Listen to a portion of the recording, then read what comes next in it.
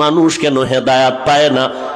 এর বিস্তারিত আলোচনার সংক্ষেপ জবাব হলো, দুনিয়ার মানুষ কেন হেদায়াত পায় না? জবাব হলো, দুনিয়ার সবাই হেদায়াত চায় না। দুনিয়ার সবাই,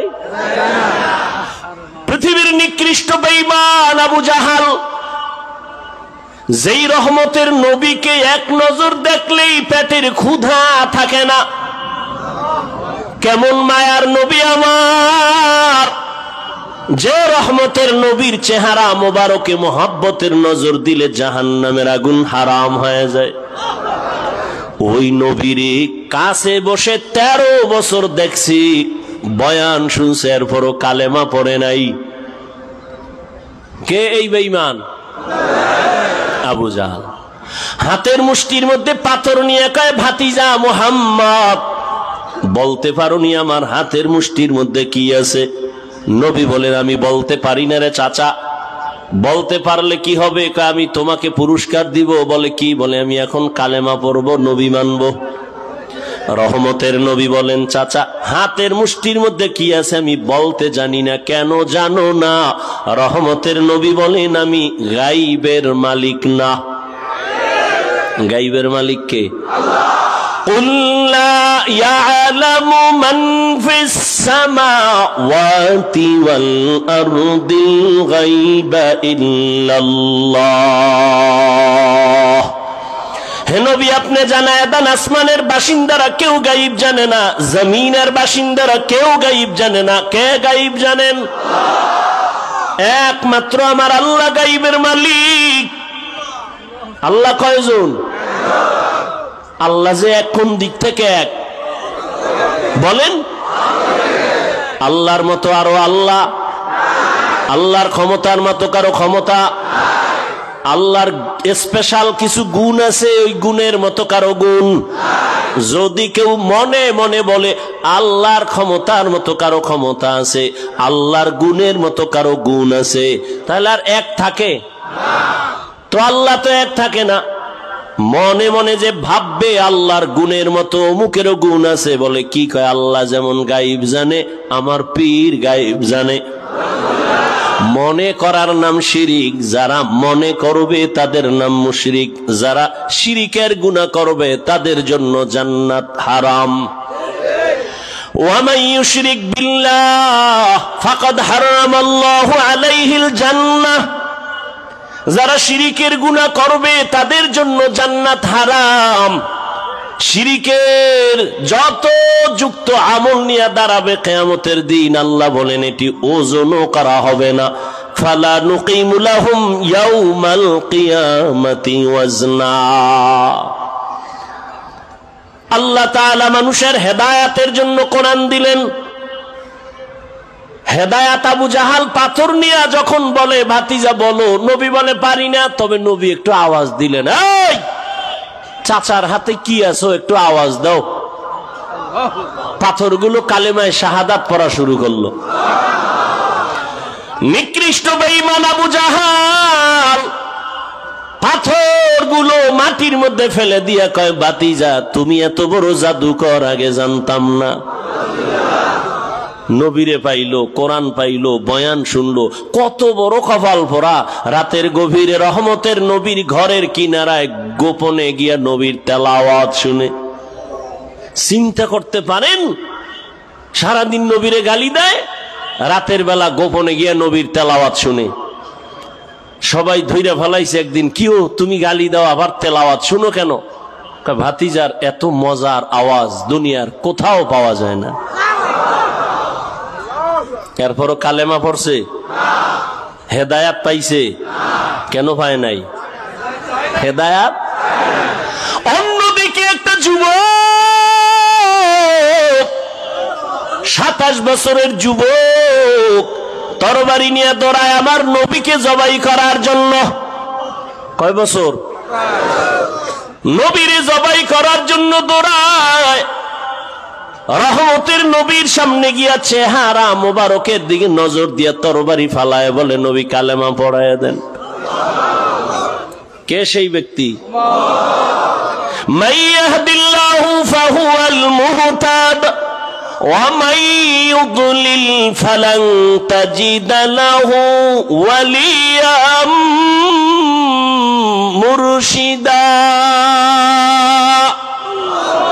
আল্লাহ যারে হেদায়েত দিবেন সে হেদায়েতের দরজা পেয়ে যাবে, আর যার কপাল পুড়ে যাবে সে হেদায়েত পাবে দূরের কথা, হেদায়েত পাওয়ার মতো কোনো মুর্শিদও খুঁজে পাবে না। তুকু যাও সুন্নতে আহমদ কুজা বা মোহাম্মদ কবুদ নিসবতরা কারে শয়তা মিকুনি নামত বলি। মোবাইল বন্ধ রাখা যায় না?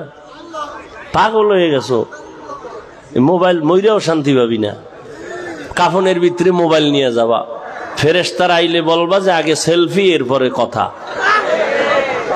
মর, মোবাইল লইয়া মর।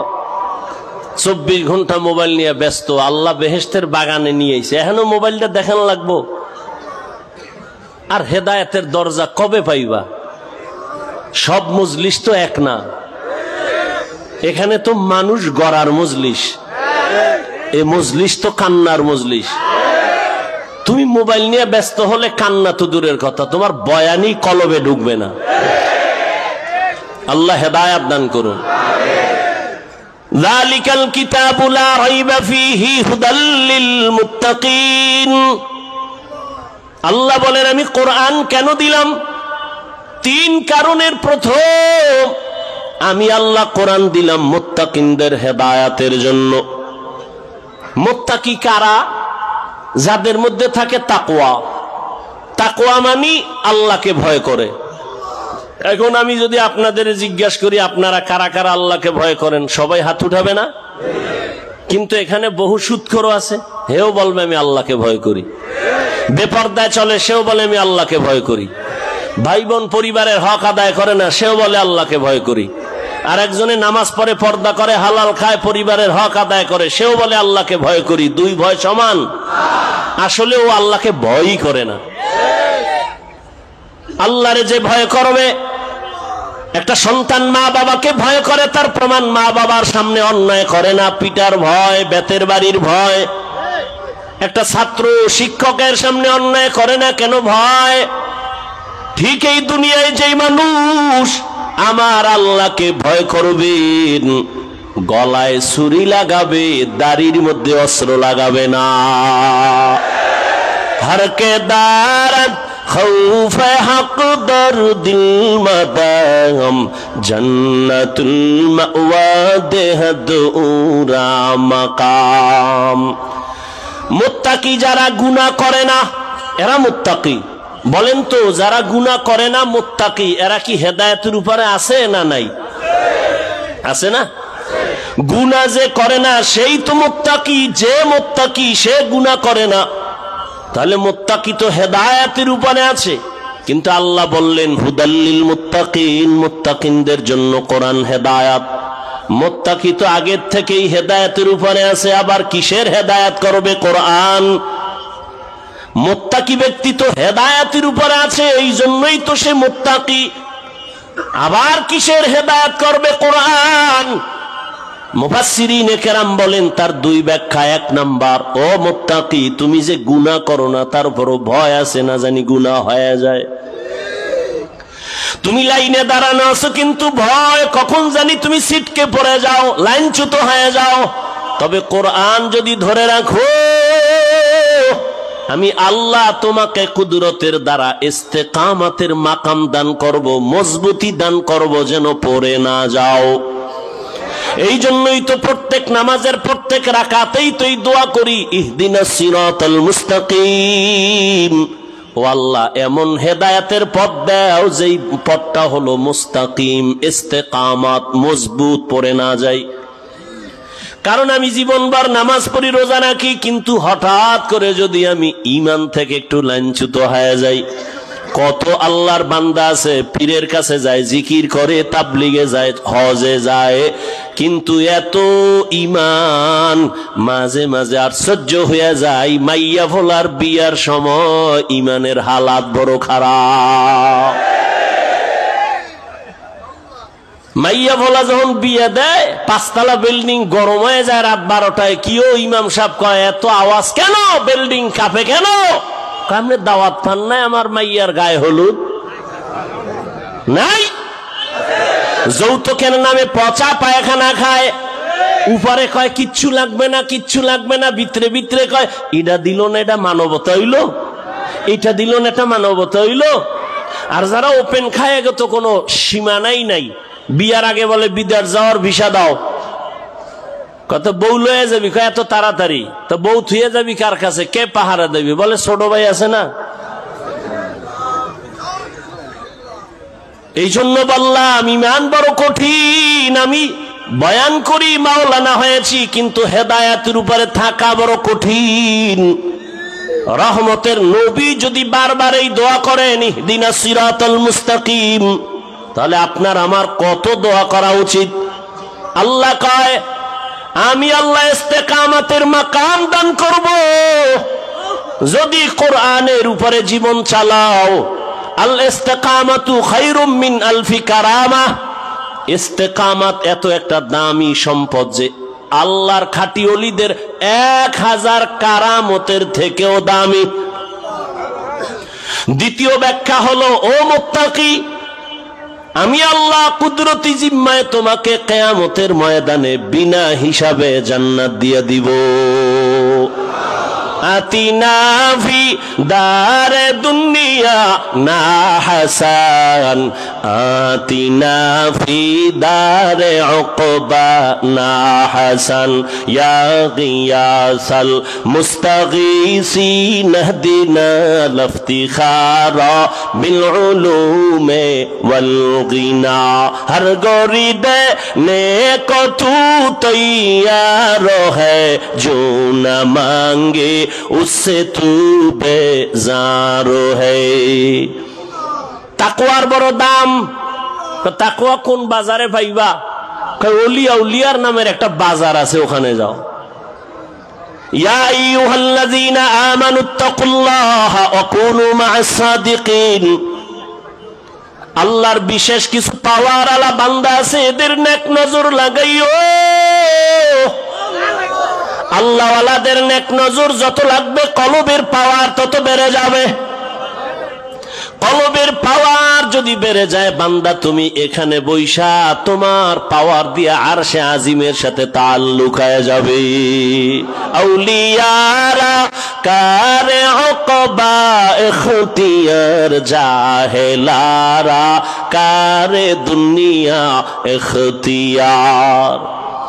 আম্মা জান আয়েশা রাদিয়াল্লাহু তাআলা আনহা বলেন, আমার সাথে নবীর বিবাহ হয়েছে আমার যখন 6 বছর বয়স। 9 বছর বয়সে আমি রহমতের নবীর ঘরে চলে গেলাম। আমি আয়েশার যখন 18 বছর হয়, তখন আমার রহমতের নবী দুনিয়ার থেকে বিদায় হয়ে গেলেন।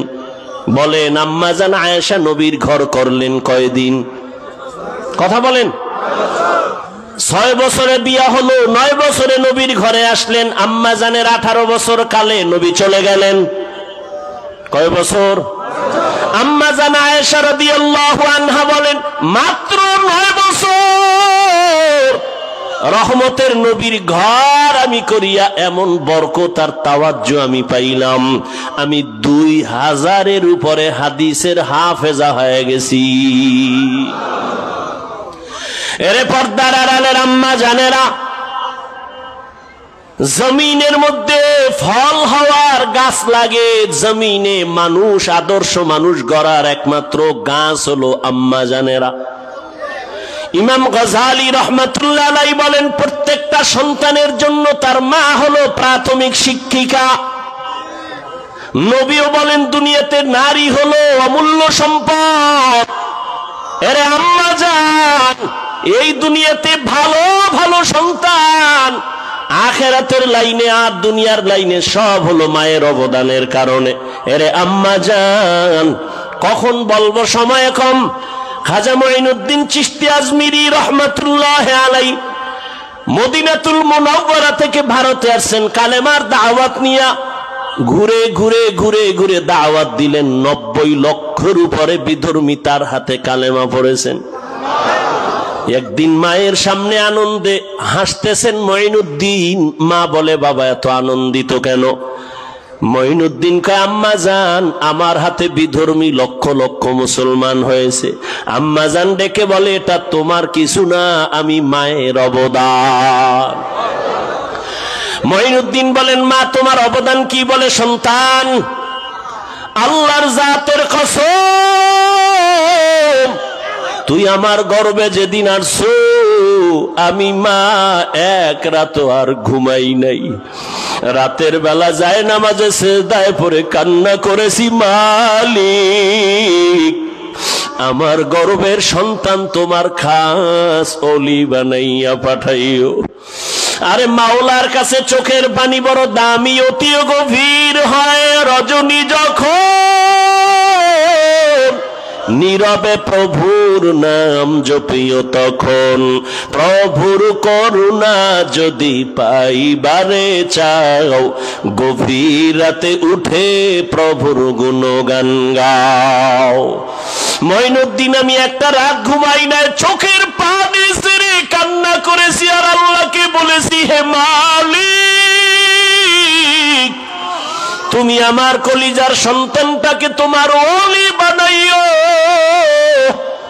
যেদিন তুই দুনিয়াতে আসছো, আল্লাহর জাতের কসম, আমি তোরে যতদিন আমার